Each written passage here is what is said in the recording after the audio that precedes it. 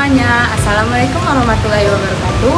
Kami mahasiswa Universitas Bengkulu, Fakultas Ilmu Sosial dan Ilmu Politik, Prodi Administrasi Publik. Kami dari kelompok 9, yaitu semester 2.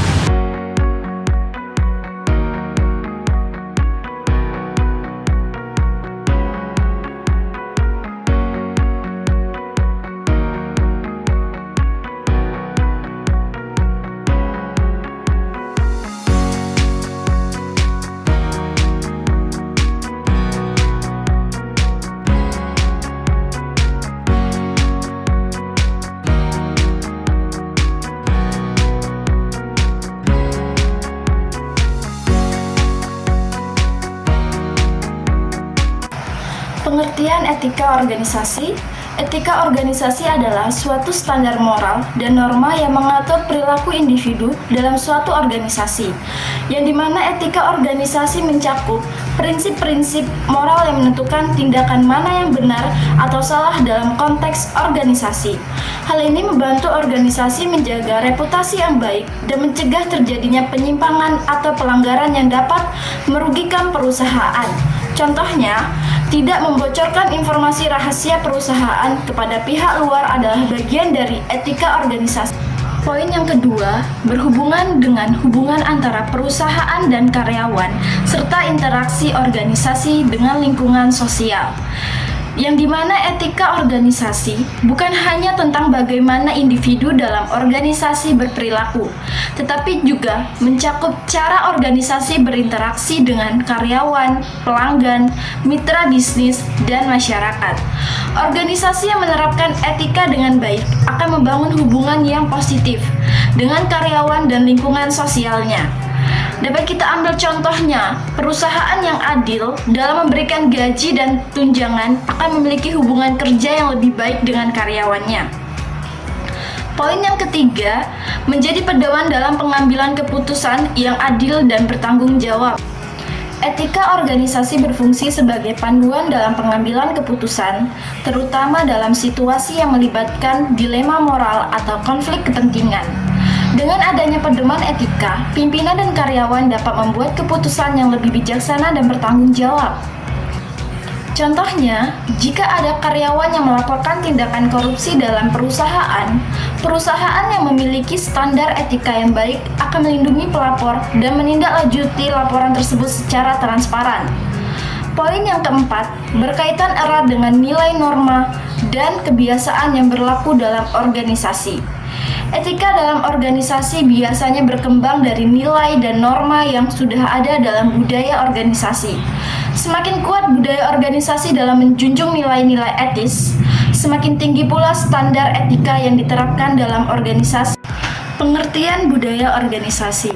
Budaya organisasi adalah pola asumsi dasar yang dikembangkan suatu kelompok untuk menanggulangi tantangan eksternal dan mempertahankan integritas internal, yang dimana setiap organisasi menghadapi tantangan dari lingkungan eksternal seperti persaingan pasar, perubahan teknologi, dan regulasi pemerintahan. Untuk menghadapi tantangan ini, organisasi mengembangkan cara berpikir, bertindak, dan beradaptasi yang menjadi bagian dari budaya mereka. Poin yang kedua, mencakup kebiasaan, nilai, norma, dan aturan tidak tertulis yang mempengaruhi cara berpikir dan bertindak anggota organisasi. Budaya organisasi tidak hanya berbentuk aturan tertulis dalam kebijakan perusahaan, tetapi juga kebiasaan dan cara kerja yang telah menjadi tradisi. Nilai-nilai yang dianut oleh organisasi mempengaruhi bagaimana karyawan berinteraksi satu sama lain serta dengan pihak eksternal. Salah satu contohnya, perusahaan yang memiliki budaya inovatif, karyawan didorong untuk berpikir kreatif dan mencoba ide-ide baru tanpa takut gagal. Dan poin yang terakhir, budaya yang kuat memberikan identitas bagi organisasi dan menjaga stabilitasnya. Organisasi dengan budaya yang kuat memiliki identitas yang jelas sehingga membedakan mereka dari organisasi lain. Budaya ini juga menciptakan kesatuan di antara anggota organisasi sehingga mereka memiliki rasa dan memiliki komitmen yang lebih tinggi terhadap organisasi.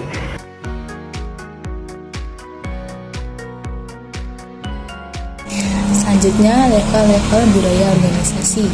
Level-level budaya organisasi memiliki 3 level. Level pertama, budaya organisasi yang tampak atau visible, merupakan dimensi yang dapat dilihat, didengar, dan dirasakan ketika seseorang memasuki suatu organisasi dengan budaya yang kurang dikenal, seperti cara berpakaian, simbol-simbol fisik, perayaan atau seremonial, dan tata ruang kantor. Level kedua yaitu budaya organisasi yang tidak tampak atau invisible, yaitu nilai-nilai yang diekspresikan oleh atasan dan rekan-rekan kerja. Level budaya ini dapat terlihat setiap penentuan tujuan organisasi dan cara-cara penyelesaian sehubungan dengan permasalahan internal dan eksternal dalam perusahaan. Ini adalah budaya organisasi yang level kedua yang mempunyai tingkat kesadaran yang lebih tinggi daripada level pertama, seperti disiplin dan makna prestasi. Level terakhir, keyakinan yang paling dalam atau asumsi-asumsi yang tersembunyi, merupakan bagian yang penting dari budaya organisasi. Asumsi ini merupakan keyakinan yang dianggap sudah ada oleh anggota suatu organisasi, seperti kepercayaan, persepsi, ataupun perasaan yang menjadi sumber nilai dan tindakan. Budaya organisasi tingkat ketiga ini menetapkan cara yang tepat untuk melakukan sesuatu dalam organisasi yang seringkali dilakukan lewat asumsi yang tidak diucapkan.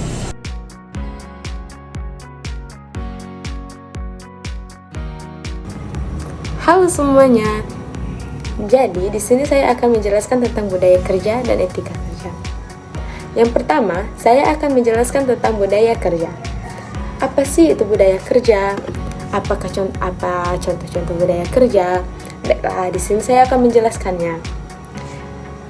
Jadi, budaya kerja adalah suatu asumsi, nilai, norma yang dilakukan pegawai atau karyawan yang dikembangkan dalam sebuah organisasi yang tercermin dari sikap menjadi perilaku, kepercayaan, cita-cita, pendapat, dan tindakan yang terwujud dalam kerja. Ada pula contoh dari budaya kerja. Yang pertama, yaitu profesionalitas. Jadi, kita dalam budaya kerja ini harus memiliki profesionalitas, yaitu bekerja secara disiplin. Ada juga yang kedua, yaitu tanggung jawab. Kita dalam suatu kinerja atau dalam budaya kerja ini harus memiliki rasa tanggung jawab. Yang kedua, yaitu etika kerja. Etika kerja adalah sistem nilai atau norma yang digunakan untuk seluruh karyawan dan pemimpinnya, baik karyawan atau pemimpin perusahaan, perkantoran, rumah sakit, dan juga organisasi. Ada pula etika dalam bekerja, yaitu contohnya seperti tepat waktu. Tepat waktu memang merupakan suatu hal kecil, tapi tepat waktu itu akan memiliki suatu dampak yang besar. Baiklah, di slide berikutnya bertemu lagi dengan saya, Reva Zakista Edison. Di sini saya akan menjelaskan tentang manfaat etika kerja dan budaya kerja, dan juga jenis-jenis etika kerja. Yang pertama, saya akan menjelaskan tentang manfaat etika kerja.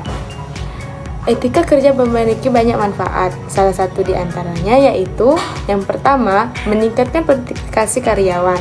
Yang kedua, melindungi hak-hak yang dimiliki oleh karyawan. Yang ketiga, yaitu untuk menghasilkan kinerja yang lebih baik lagi untuk kedepannya. Baiklah, yang kedua yaitu manfaat budaya kerja. Budaya kerja memiliki banyak manfaat. Salah satu di antaranya yaitu, yang pertama, meningkatkan kinerja. Yaitu, budaya yang positif dapat mendorong karyawan untuk bekerja lebih baik dan lebih produktif lagi. Yang kedua, yaitu ada meningkatkan kepuasan karyawan. Yaitu, lingkungan kerja yang baik membuat karyawan merasa dihargai dan terlibat. Jadi, yang berujung pada tingkat kepuasan yang lebih tinggi lagi. Yang ketiga, yaitu ada menarik dan mempertahankan talenta. Yaitu, perusahaan dengan budaya kerja yang kuat cenderung lebih menarik bagi calon karyawan dan mampu mempertahankan karyawan yang berkualitas. Baiklah, yang terakhir saya akan menjelaskan tentang jenis etika kerja. Etika kerja dapat dibagi menjadi beberapa jenis, antara lain yang pertama yaitu etika profesional. Etika profesional adalah prinsip yang mengatur perilaku dalam konteks pekerjaan, termasuk tanggung jawab, integritas, dan standar kualitas. Yang kedua, ada etika pribadi. Etika pribadi adalah nilai dan prinsip individu yang memadu keputusan dan tindakan di tempat kerja, seperti kejujuran dan rasa hormat. Yang ketiga, ada etika bisnis. Etika bisnis adalah kode moral yang diikuti oleh perusahaan dalam operasional mereka, termasuk tanggung jawab sosial dan keberlanjutannya. Yang keempat, ada etika tim. Etika tim ini adalah prinsip yang mengatur interaksi dan kolaborasi di dalam tim mereka, seperti komunikasi terbuka dan saling menghargai. Yang terakhir, ada etika komunikasi, yaitu pedoman untuk berkomunikasi secara jujur dan transparan dalam lingkungan atau lingkup kerja mereka. Baiklah, sekian penjelasan dari saya. Tujuan budaya kerja. 1. Budaya menciptakan perbedaan yang jelas antara satu organisasi dengan yang lain. 2. Budaya membawa suatu rasa identitas bagi anggota-anggota organisasi. 3. Budaya sebagai mekanik pembuatan makna dan kendali yang memandu dan membentuk sikap serta perilaku karyawan. Tujuan etika kerja. 1. Membangun integritas. 2. Meningkatkan produktivitas. 3. Membangun kepercayaan. Kesimpulan yang dapat kita ambil adalah etika dan budaya organisasi membentuk nilai, norma, dan perilaku dalam organisasi. Etika organisasi menjadi pedoman moral dalam pengambilan keputusan, sementara budaya organisasi menciptakan identitas dan stabilitas. Budaya organisasi terdiri dari aspek yang tampak, tidak tampak, dan keyakinan mendalam. Budaya kerja mencerminkan nilai organisasi, sedangkan etika kerja adalah pedoman dalam aktivitas sehari-hari. Keduanya bertujuan membangun integritas, meningkatkan produktivitas, dan menciptakan kepercayaan, sehingga organisasi dapat berkembang dengan lingkungan kerja yang sehat dan profesional.